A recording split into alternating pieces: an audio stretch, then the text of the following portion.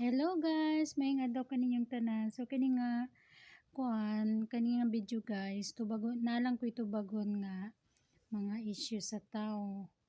Kay namang gyud nagsulti guys nga wala daw ko napundar. Yes, tinuod kayo na wala ko napundar. So mo ni ang iyahang gisulti guys oh.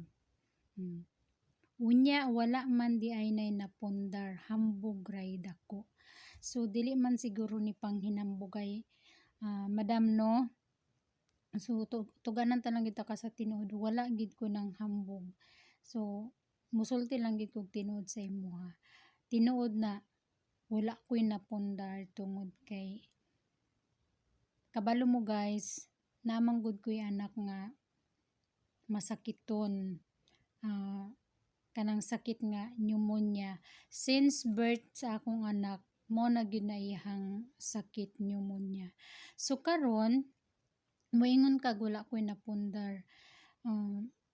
Naman pud ko'y napundar pero dili pud ingon nga kanang dako na jud kay kog napundar. Sa wala pa naggawas sulod akong anak sa sa ospital.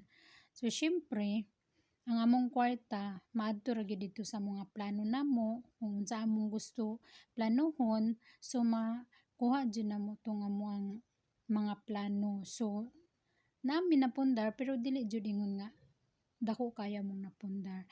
So sugod adtong sige nagbalik-balik og hospital akong anak, usahay sa isa ka bulan kaduha mo hospital akong anak.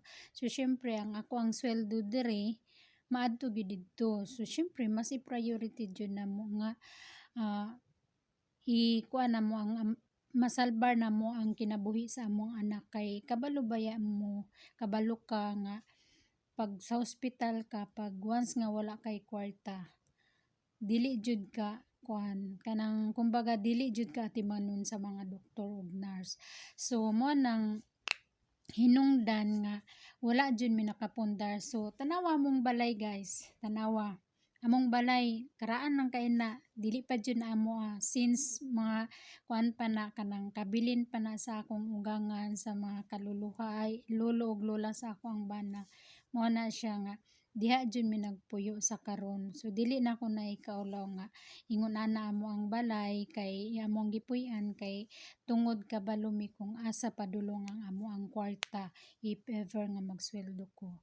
So kabalo mo guys, dili jud lalim magpuyo sa ospital nga wala kay kwarta. So kanang akong sweldo kada magsweldo ko maadto ra gyud dito sa sa ospital sa bata, dili baya jud lalim magpuyo sa ospital nga wala kay kwarta. Kay ngano tanan paliton, madagom man bisag dagom lang gani sa gawas papaliton.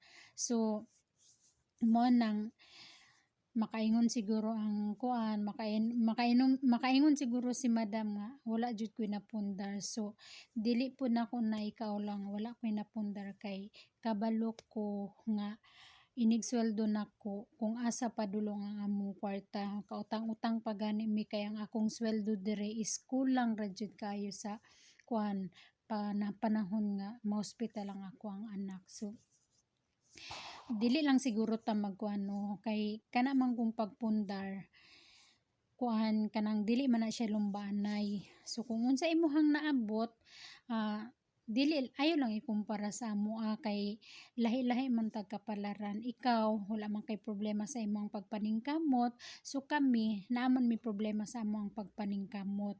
So kanang amo ang pagpaningkamot para lang manggihapon na sa amo ang pamilya.